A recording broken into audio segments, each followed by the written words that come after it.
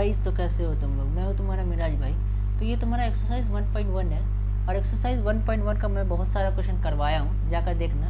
जैसे कि question number 1, 2, 3, 4, 5 and 6 ये सारा क्वेश्चन करवा चुका हूँ। प्ले लिस्ट भी बन चुका होगा, प्ले लिस्ट का लिंक मैं डिस्क्रिप्शन में दे दूंगा, ठीक है। और अच्छा लगे तो क्या कर देना, लाइक एंड सब्सक्राइब भी कर देना, ठीक है। आज हमारा जो क्वेश्चन होने वाला है वो क्वेश्चन नंबर 7 होने वाला है, ठीक है। ये तुम्हारा वर्ड प्रॉब्लम है। तो ये वर्ड प्रॉब्लम कैसे सॉल्व होता है हम लोग देखेंगे।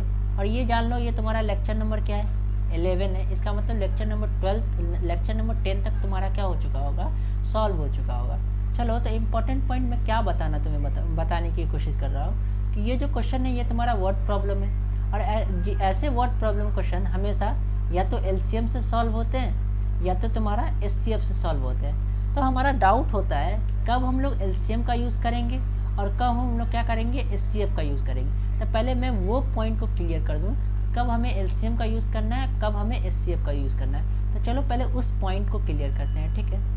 तो देखो, उस पॉइंट को क्लियर करने के लिए तुम्हें कुछ पॉइंट है वो याद रखनी होगी, ठीक है। जैसे क्या पॉइंट तुम्हें याद रखना होगा कि read the question very carefully. ऐसा मैं क्यों कह रहा हूँ कि क्वेश्चन को अच्छे से पढ़ना है। क्वेश्चन को अच्छे से इसलिए पढ़ना है क्योंकि क्वेश्चन जो होता है वो थोड़ा लेंदी होता है, ठीक है।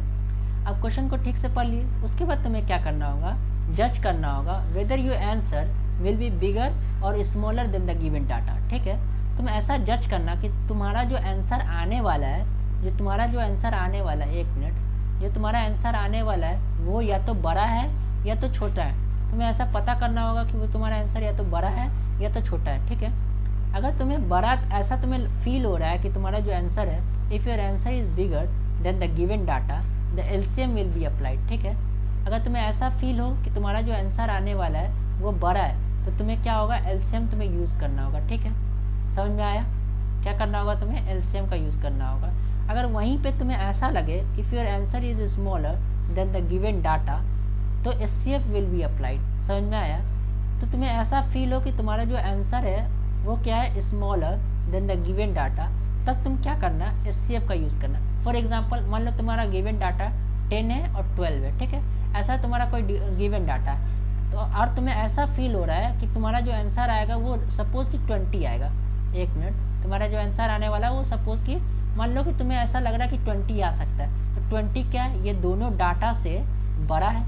तो तुम्हें अगर ऐसा भी लगे कि कोई भी हमारा जो आंसर वो 20 आने वाला है या गिवन डाटा से बड़ा होने वाला है, तो क्या करना, एलसीएम का यूज़ करना। समझा है।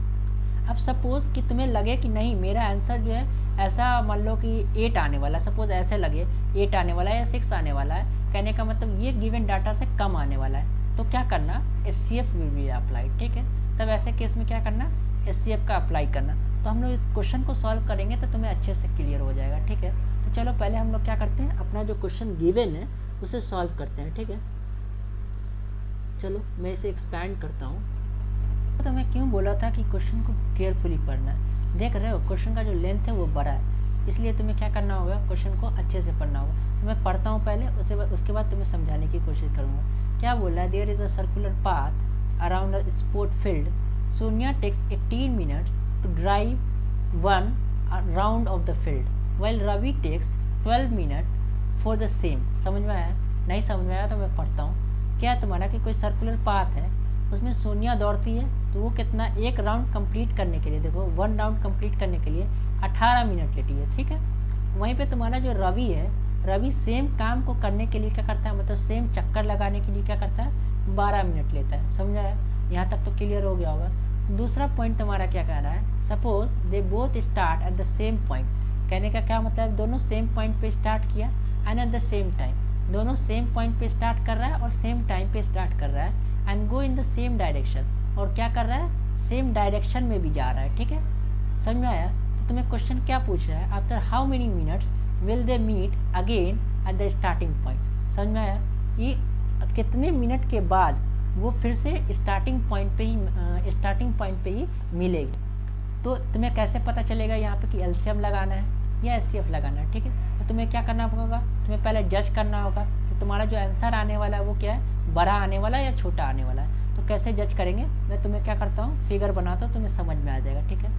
मान लो ये तुम्हारा कोई सर्कुलर फील्ड है, अपने आप सर्कुलर बन जाएगा। मान लो ए पॉइंट है, ये ए पॉइंट है और रवि स्टार्ट किया, ठीक है। रवि स्टार्ट किया सेम डायरेक्शन में, उसके बाद सोनिया भी स्टार्ट की सेम डायरेक्शन में। सोनिया को ए पे पहुंचने के लिए कितना समय लगेगा? 18 मिनट लगेगा। रवि को पहुंचने के लिए कितना मिनट लगेगा? 12 मिनट लगेगा। ठीक है, अब तुम्हें पता करना है कि ये दोनों तुम्हारा जो आंसर आने वाला है वो 18 या 12 से बड़ा आने वाला है या छोटा आने वाला है। देखो 12 मिनट में क्या करेगा रवि जो है पूरा चक्कर लगा के, ये पूरा चक्कर लगा के क्या करेगा, ए पॉइंट पे पहुंच चुका होगा, समझा है। लेकिन क्या सोनिया 12 मिनट में ए पॉइंट पे पहुंच चुकी होगी? नहीं, सोनिया को जब 18 मिनट लगता है, इसका मतलब सोनिया क्या होगा, सोनिया कहीं इस पॉइंट पे होगी, समझ में आया। उसके बाद जो है रवि दौड़ता ही रहेगा, तो रवि क्या करेगा, आगे निकल जाएगा। फिर 18 मिनट जब होगा तो सोनिया क्या होगी, ए पॉइंट पे पहुंच चुकी होगी, लेकिन रवि क्या होगा, कुछ आगे निकल के यहाँ पे आ चुका होगा। ठीक है, तो देखो ये तो बात क्लियर हो गई कि ना ही 12 मिनट पे मिलने वाली है, ना ही 18 मिनट में मिलने वाली है। और जब भी मिलेगी तो 18 मिनट के बाद ही मिलेगी, समझ में आया। क्यों कि 18 मिनट पे तो ये यहाँ रहेगी और ये 18 मिनट पे क्या होगा, किसी इस पॉइंट पे होगा, समझ में आया। तो इससे पता लग गया कि तुम्हारा जो आंसर आने वाला वो क्या है, बिगर देन 18 एंड 12 से क्या आने वाला है, बड़ा आने वाला है। तो तुम्हें ये पता लग गया कि तुम्हारा आंसर 18 12 से बड़ा आने वाला है, तो तुम क्या यूज़ करोगे, एलसीएम यूज़ करोगे, समझ में आ गया। अब तुम एलसीएम यूज़ करोगे, तुम्हारा आंसर आ जाएगा। यही कॉन्सेप्ट लगाना है और याद रखना इस पर PYQ भी आया हुआ है, मैं वो भी करवाऊँगा, पहले ये क्वेश्चन करवा दूँ। तो लिखना कैसे है, लिखने का तरीका क्या होगा, तुम्हें आंसर जब लिखोगे तो कैसे लिखोगे सोनिया टेक्स फिगर, ये वाला फिगर तुम्हें बनाना होगा, ये सर्कल बना के ए पॉइंट बना के आर को ऐसे दिखाना होगा और सोनिया को इससे दिखा देना। ठीक है, और यहाँ पे लिख देना Sonia takes 18 minute to complete 1 round. ठीक है, एक राउंड कंप्लीट करने के लिए सोनिया क्या करती है, 18 मिनट लेती है। उस वहीं पे रवि जो है वो कितना मिनट लेता है, Ravi takes 12 minute to complete का स्पेलिंग पूरा लिखना, 1 मिनट टू कंप्लीट, अच्छे से मैं लिखता हूँ, ठीक है, अच्छे से लिखने की कोशिश करता हूँ, 1 राउंड। ठीक है, समझ में आया। एक राउंड लेने के लिए क्या कर रहा है, इसको 12 मिनट लग रहा है। ठीक है, तो how many minute, total time required क्या हो जाएगा, total time required to meet again. ठीक है, required to meet again at the same point, to meet again at the same point. क्या होगा तुम्हारा, बताओ, एलसीएम होगा, किसका एलसीएम होगा, एलसीएम ऑफ क्या, 18,12। ठीक है, अब तुम्हें एलसीएम निकालना आना चाहिए कि एलसीएम कैसे निकालते हैं। तो हम क्या करेंगे, प्राइम फैक्टराइजेशन से एलसीएम निकालेंगे। तो पहले क्या करेंगे, 18 लेंगे, 18 को क्या करेंगे, ऐसे लिखेंगे। ठीक है, क्या हो जाएगा तुम्हारा 2 नमा 18, और फिर ये क्या हो जाएगा 3 से मल्टीप्लाई डिवाइड होगा, क्या हो जाएगा 3 3। ठीक है, फिर 3 से होगा और ये तुम्हारा क्या हो जाएगा 1। ठीक है, अब क्या करोगे, 12 को करोगे ना, हाँ करोगे, क्या हो जाएगा बताओ 2 6, क्या हो जाएगा बताओ 2 3, समझ में आ जाएगा। और ये क्या हो जाएगा, फिर 3 से करोगे तो क्या होगा तुम्हारा 1। यहाँ तक तो क्लियर है। अब हम लोग एलसीएम कैसे निकालते हैं, पहले 18 को प्राइम फैक्टर के रूप में लिखेंगे। 1 मिनट, आज राइटिंग इतनी गंदी हो रही है। 18 को क्या करेंगे, प्राइम फैक्टर, क्या होगा तुम्हारा 2 × 3 × 3। इसको हम लोग क्या लिख सकते हैं, 2 × 3 का स्क्वायर लिख सकते हैं, हाँ लिख सकते हैं। वहीं पे तुम 12 को कैसे लिखोगे बताओ, 12 को लिखोगे 2 × 2 × 3। 1 मिनट, ये 2 लिखाया ही नहीं, 2 × 2 × 3 लिख सकते हो, हाँ लिख सकते हो, मतलब 2 का स्क्वायर हो जाएगा और क्या हो जाएगा बताओ 3 हो जाएगा। तो एलसीएम क्या होता है बताओ, जो हम लोग ऐसा कॉमन फैक्टर लेते हैं जिसका पावर क्या हो, ज़्यादा हो। तो 2 यहाँ पे भी है और 2 यहाँ पे भी है, लेकिन इस 2 के पास क्या है, पावर ज़्यादा है, तो ये वाला 2 लेंगे। तो एलसीएम इक्वल टू क्या हो जाएगा तुम्हारा बताओ, 2 का स्क्वायर। ठीक है, अब देखो 3 यहाँ पे भी है, 3 यहाँ पे भी है, लेकिन कौन सा 3 लेंगे, ये 3 लेंगे। ठीक है, क्या हो जाएगा बताओ 3 का स्क्वायर। ठीक है, अब बताओ 2 का स्क्वायर क्या होता है 4 एंड 3 का स्क्वायर क्या होता है बताओ 9। तो क्या हो जाएगा बताओ 36, होगा कि नहीं होगा। तो तुम लोग यहाँ पे लिख देना देयरफॉर टाइम रिक्वायर्ड। ठीक है, टाइम रिक्वायर्ड ऐसे लिख देना, अच्छा होगा। बाकी तुम वहाँ पे भी लिख सकते हो 36 मिनट। ठीक है, आ गया तुम्हारा, समझ में आया कैसे करना होता है। तो क्या करना, मैं फिर से एक बार बता देता हूँ। क्वेश्चन जो दिया रहे, 1 मिनट, क्वेश्चन जो दिया रहेगा उसको अच्छे से पढ़ना।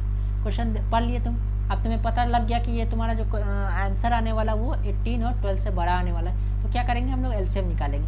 और क्योंकि ये जो वर्ड प्रॉब्लम है तो हमें कुछ लिखना भी पड़ेगा, तो क्या करेंगे, लिखना पड़ेंगे। सोनिया कितना लेती है, 18 मिनट लेती है। वहीं पे रवि जो क्या करता है, 12 मिनट लेता है। तो टोटल टाइम कितना लगेगा सेम पॉइंट पे मिलने के लिए, एलसीएम ऑफ 18, 12। तो हम लोग एलसीएम निकालेंगे। एलसीएम निकालने तो तुम्हें आता ही है, इस प्रोसेस से तुम एलसीएम निकालोगे तो क्या आ जाएगा तुम्हारा 36, इसलिए तुम्हारा टाइम रिक्वायर्ड क्या हो जाएगा, 36 मिनट हो जाएगा। अब याद रखना, इस पर बहुत सारे क्वेश्चन आए हुए हैं PYQ में, तो उस PYQ को हम लोग बाद नेक्स्ट लेक्चर में करवाऊंगा, ठीक है। तब तक के लिए क्या कर देना, तुम लाइक कर देना, सब्सक्राइब भी कर देना। ऑल द बेस्ट, ठीक है। और दोस्तों के साथ क्या करना, शेयर भी कर देना, ठीक है, बिकॉज शेयरिंग इज़ केयरिंग, ठीक है। चलो बाय।